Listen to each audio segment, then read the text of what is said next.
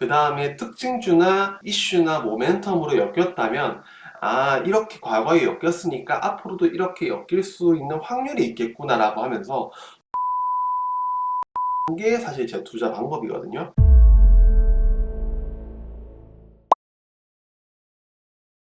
안녕하세요, 드건남자입니다. 오늘은 어떻게 보면 제가 주식시장에서 가장 중요하게 생각하는 부분에 대해서 말씀을 드릴까 해요. 제가 꼭 드리고 싶은 말씀은 주식시장에서는 아무도 믿지 말라는 말을 꼭 드리고 싶어요. 생각보다 많은 분들이 어떤 분에게 의지를 해서 투자를 하시는 분이 굉장히 많더라고요. 근데 저는 제 지인한테도 그렇고 아니면 구독자분들한테도 그렇고 항상 드리는 말씀이 저 또한 믿지 마시고요. 그 누구도 믿지 마세요. 오히려 본인 자신을 믿으세요라고 말씀을 드려요. 제가 7월에는 사실 굉장히 안 좋은 성적을 거뒀어요.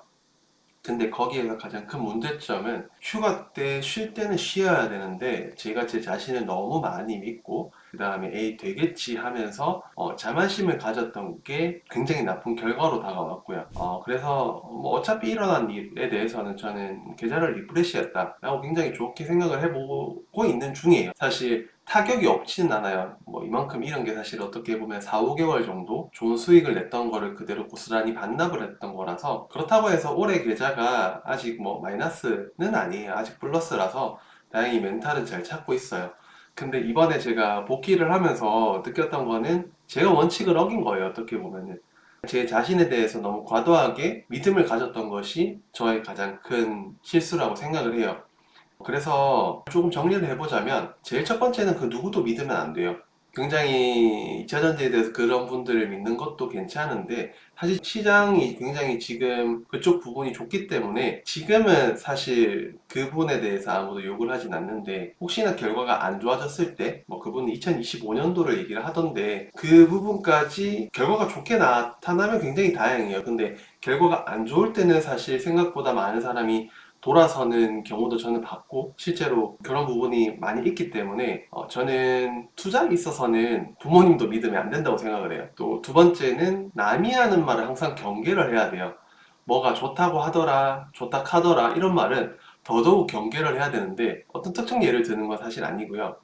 과거에는 증권사 이런 객장에 할머니나 아니면은 할아버지나 아이를 업고 있는 애기 엄마가 있을 때는 항상 고점이라는 말이 사실 어떻게 보면 괜히 있는 말이 아니거든요. 세 번째는 제가 이번에 경험한 나 자신을 너무 과도하게 믿어서도 안 돼요. 제가 이번에 어떻게 보면 주식을 시작하면서 가장 크게 잃은 데거든요. 그 이유가 아까 말했듯이 나 자신을 너무 믿어서 자만심에 가득 차서 손실이 난 것 같아요. 좀 어려운 부분이긴 하지만 항상 본인에 대해서 반성을 하고 매매에 대한 칭찬과 반성을 섞어가면서 멘탈을 찾아가야 된다고 생각을 해요. 그리고 또 마지막으로는 그럼에도 불구하고 열심히 노력을 해야 돼요.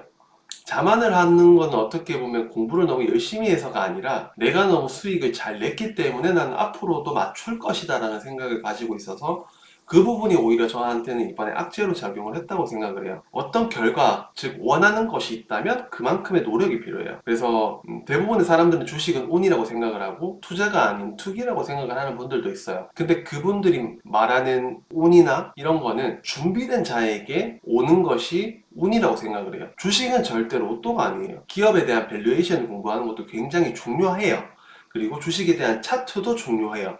보조지표 등을 공부하는 것도 굉장히 중요한데 사실 이 부분에 대해서는 그 어떤 것도 중요하지 않은 게 없어요. 하지만 어떤 사람들은 밸류에이션에 대해서, 가치 분석에 대해서, 그 다음에 차트에 대해서 하나에 꼽히는 분들이 너무 많아요. 생각보다 극단적인 분들이 너무 많아서 이 전체적인 부분들을 조금 잘 버무려서 양념이 잘 돼야 좋은 수익을 거둘 수 있다고 저는 생각을 하거든요. 예를 들어서요, 뉴스를 볼 때도 어떤 기업이 나오거나 관련주가 나오거나 그렇다면 그 기업을 찾아서 이 기업이 과거에 어떤 차트로 움직였는지 또 보조지표를 같이 보면서 이 보조지표가 이렇게 가르치네? 근데 이 주가는 이렇게 올랐네를 분석을 하고요. 그 다음에 특징주나 이슈나 모멘텀으로 엮였다면 아, 이렇게 과거에 엮였으니까 앞으로도 이렇게 엮일 수 있는 확률이 있겠구나라고 하면서 점점 확률을 높여가는 게 사실 제 투자 방법이거든요. 그래서 주식을 공부하는 이유는 수익을 내기 위해서요. 무조건 애널리스트가 되기 위해서 공부를 하는 건 아니에요. 그래서 가치 투자나 밸류에이션 뭐 그런 공부를 너무 강조하시는 분들에 대해서 저는 이제는 별로 좋아하지는 않아요. 주식을 하는 목적을 명확히 해야 돼요. 기업에 대해서는 너무 깊이 공부할 필요도 없고요.